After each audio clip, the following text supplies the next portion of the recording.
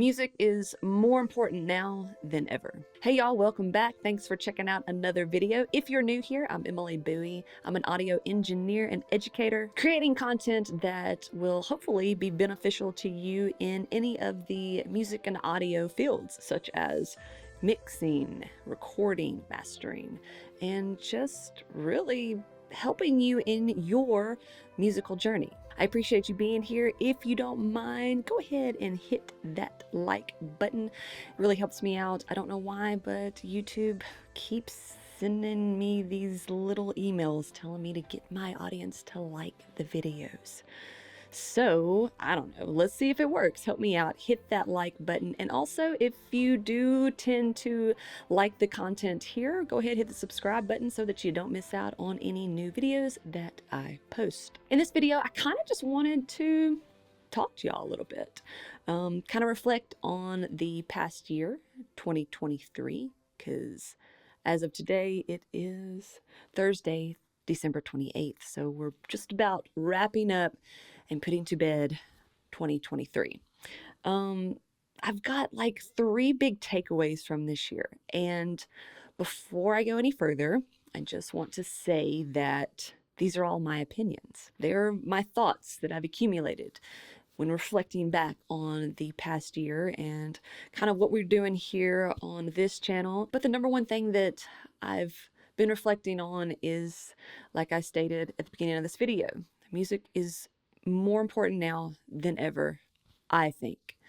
And that's because, to be frank, I think music overall in the mainstream vein is sounding really lazy. It's not sounding good. It's sounding very quickly put together and just fanned with, a few $1 million from major record labels and put out in front of our eyes, even if we didn't want it to. A lot of it's lacking a certain emotion that I'm just used to when it comes to like a collective overall year-end wrap-up of music. And really what got me thinking about this was seeing American Songwriter. I don't know if y'all are familiar with that, but it's a publication that's based out of here in Nashville and used to be a great place to check out some of the singer-songwriters and artists that didn't have that major label money, attached to it so that it's forced in front of all of our eyes. So I would find a lot of cool music and cool artists that just weren't overly popular. And went back and saw some of their top songwriters and things like that. And I was just kind of taken back by that. And so, but, without trying to have such a negative opinion about major label artists, I went and listened to them. And this was my conclusion of just things sounding really lazy. I mean, there's no emotion behind the singing. There wasn't any real meaning with lyrics. And I'm a fan of obscure lyrics. Like, I want to be able to try to figure it out. I love songs that I can talk, to my friends and y'all and discuss lyrics and get how we get different meanings for us. I love that. But, some of the music out there today, I can't grasp to. And I don't know if that's just because it's just filler music. And, that filler type of music is spread in a different directions. You can have it as commercial music, like literally watching a commercial and having the music behind it. Events, where you're not really, maybe you're walking through like the fair and there's just like a PA system playing music, before concerts, but just it just spread. Radio, I mean, shopping malls, grocery stores, the music that's just being played in the background, that's filler music. And a lot of mainstream music is made specifically because they can spread it out and they can try to grab as much money as they can in publishing. But I just feel that we're at a point where the emotion, there's no sonic feeling in it. And you know, that's due to a lot of digital, not dogging digital, because I love that you're able to do things in your home studio and you're not going to be able to bring in a baby grand, even a drum set. I could probably get a drum set in here, but I wouldn't want to. Wouldn't sound good. But I just feel like there's an opportunity here. And this is my main point that I want to make. There's going to be an opportunity for people like us who are making music, who love it, who are passionate about it, because there is an audience for it. I mean, look at artists like Zach Bryan. I mean, dude writes with emotion. It's basically poetry, and the production, it's just minimal. You know, even like the more recent things that he's putting out, and he's actually going into like professional commercial studios. Yes, but his main hardcore fan base, and let me add, it is massive, prefer the recordings that he made in a barn in his house. So, I tend to gravitate towards those too. It's the emotion, it's the connection. It's just, music like that we're able to sit with. Take all of the references, the reference tracks that the majority of people want to pull from. A lot of it is stuff that's not necessarily out today. To get those certain sonic characteristics. Like, what are you going to? The Beatles?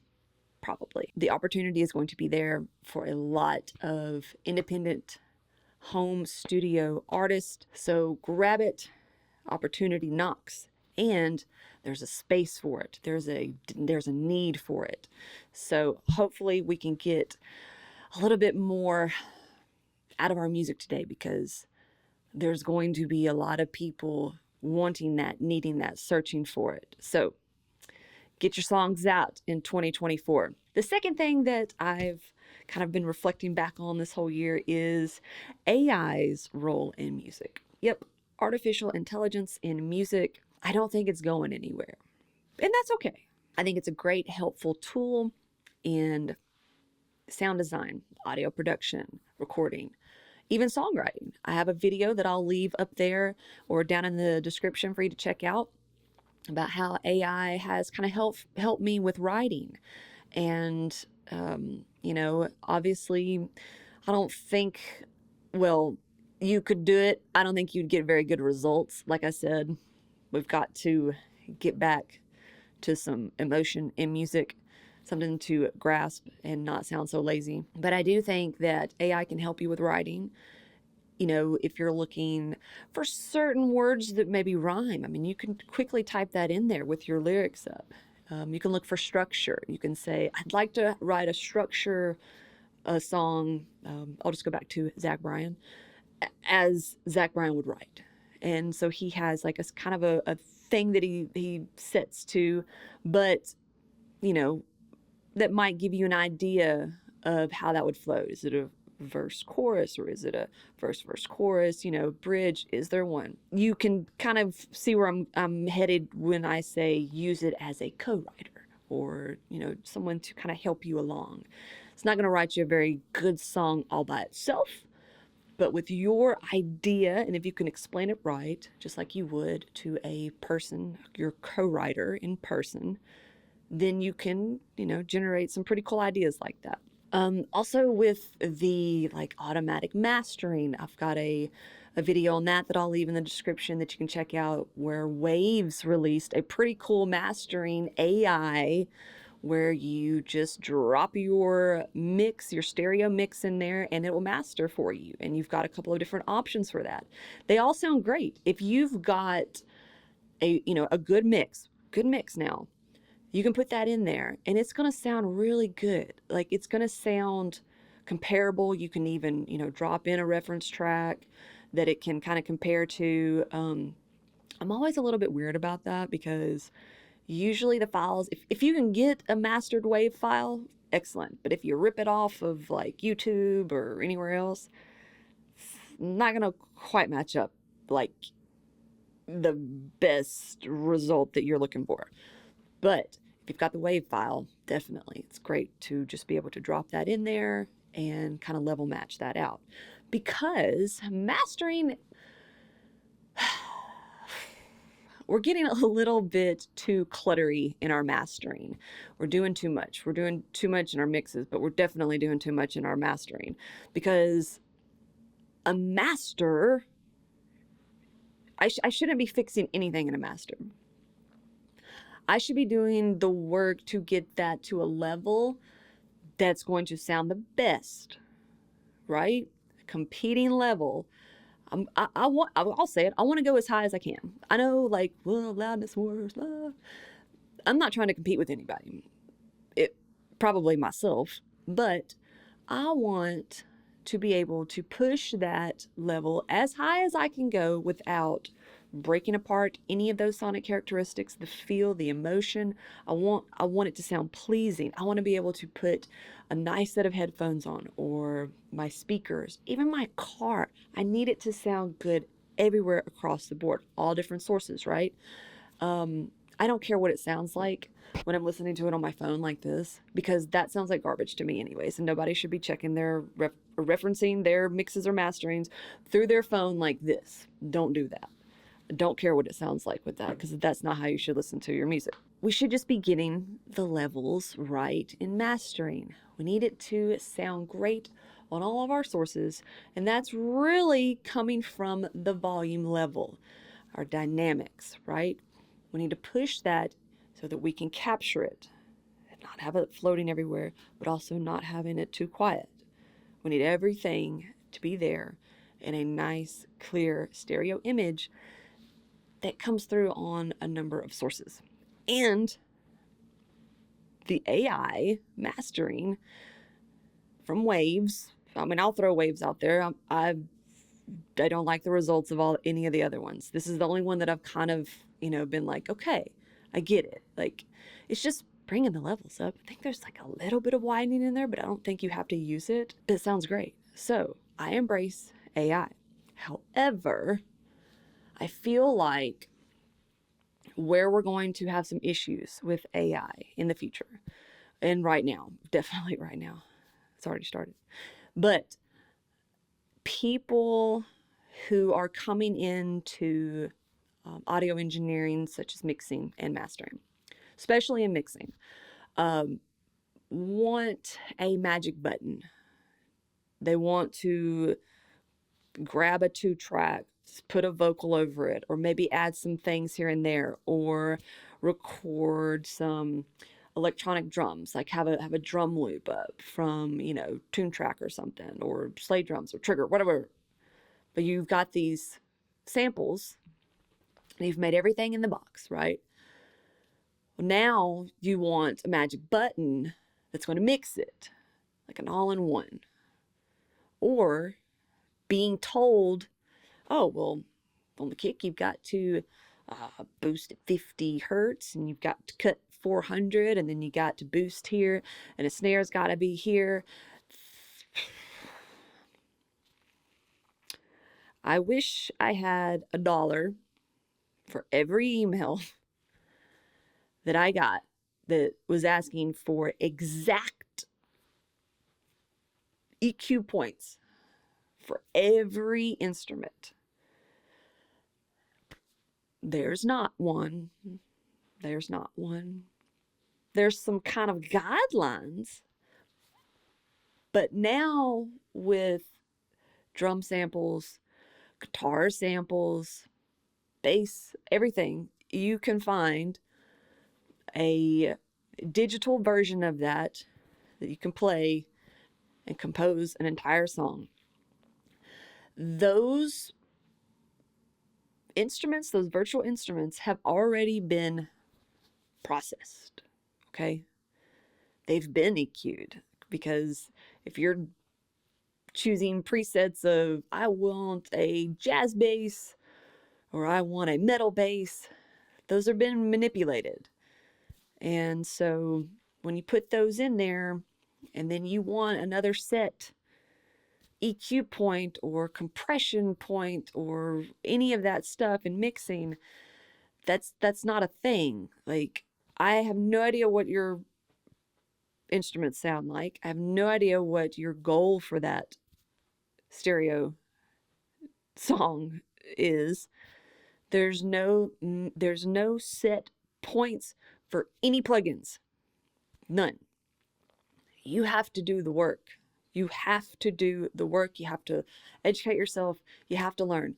And that brings me to my third point, or my third issue in reflecting in 2023 in music land here, and that is YouTube. And I love YouTube. Obviously, I'm here. I am like all in on YouTube, by the way. I am not going to be on Instagram anymore. I haven't been on Facebook in a year. But I'm kind of getting rid of social media. And so I'm all in here on YouTube. I'll be doing more shorts, maybe some TikToks, but everything that I put on there is going to be on here. So make sure that you subscribe, and that way I know y'all like to send messages on Instagram and ask questions and all that, but I just can't get through them all. And so leave them here, please. That way I can answer them, and probably answer more in videos and tutorials and everything like that. But I see, I've got YouTube Studio on the phone here, and so I can check and see, kind of what y'all are looking at, and I can see, an average of other channels and videos that y'all are checking out as well. And I look at them sometimes, but I just feel like a lot of those videos are kind of mimicking each other.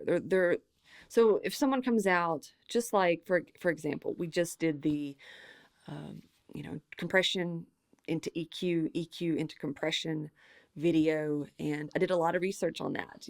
I went through a few different multiple Grammy award winning producers, engineers, and their philosophies behind it and why they do it and the arguments for and against, which way. And then I go on YouTube Studio and I see someone, a week and a half later, basically do the same video. And it doesn't make me mad that people do that, because what is it? What's the saying? When someone copies you, it's a form of flattery. Well, I don't believe that either, but it doesn't hurt my feelings. It means that I did something, and, somebody wants to do the same but not do the work. And I feel like that is what is happening overall in music production and in music production education. So a lot of times you'll see videos on YouTube and they're all the same. It's just, obviously someone's different background, their character's different, but the information is just the same. And that's kind of how we accumulate a negative standard can happen. Like, you should only do subtractive EQ before compression. That's not true. Like, that's just not true. Like, it's not a thing. And another thing that becomes like a negative standard is that you have to have subtractive EQ, and then it has to go before compression. But you don't have to have subtractive EQ in any of your tracks. None of them. But someone sees that video, and unfortunately, I guess fortunate for the person who put it out, it gets like 20K, 50K views. So then the next YouTuber sees that and is like, that's a video that everybody wants to watch. I'm going to make the same video, but I'll say something else a little bit different, or have a different background, have a different character. I'll source it out and have way better pop-up graphics and sound effects. And I'm just seeing way too much of it. And obviously not everybody's going to agree with what I say here, but I will say that I put a lot of time and I read a lot. I educate myself. I don't just go to YouTube. That's like the number one place to put videos now, but go to the source. I go to the source of the people who have been doing it for 30, 50 plus years, like some of the people were doing this way before there were plugins. I mean, isn't that who you'd rather go to get your information? But that was a big thing that I saw this year. And I just want to say that, yeah, I love watching videos and I love seeing what people are doing. And I love watching people do way different things than I do. It makes me think. It makes me go try things, experiment them for yourself. If you can accumulate your own conclusion in some of these things that you see, then I think that is the most beneficial thing that you can get out of it. Because like if you were to take something that I said and you were like, well, I just don't think that it works when it's applied like this, I want to know, let me know. Because obviously there's a ton of ways to do this, and you have to be creative, but you also have to experiment and you have to be educated on it. That's the most important thing. And the best way that you can teach yourself is to experiment. So experience is going to be way more beneficial than just taking what someone says, that someone has already said, that someone has already said, that someone has already said, and just have that the be all to it. Let's do better in that. But I'm excited for 2024. I think it's going to be a good year. I think the opportunities are going to be wide open for everyone who wants to kind of take advantage of that. And also I'm going to be having the mix assessments open in January, so be looking out for an email for that. If you want to be on the newsletter, just go ahead and hit on the link in the description to sign up for any one of the free guides, and I'll be sure to get you out all that free content. Plus you'll be notified when everything new that I've got coming out comes out. I'm also going to be having some more articles, some more kind of tangible things that you can print out and hold and reference back to, because I do think that that is the best way that we can learn, is to actually go through, read things, educate ourselves. But anyways, thanks so much for being here. If you have any questions, any comments, you can leave them down here in the comment section. Again, I'm off Instagram, so I won't be seeing any messages there. Sorry about that. Just a personal decision. So here's to being happy and creative in the new year. I'll see you all in 2024.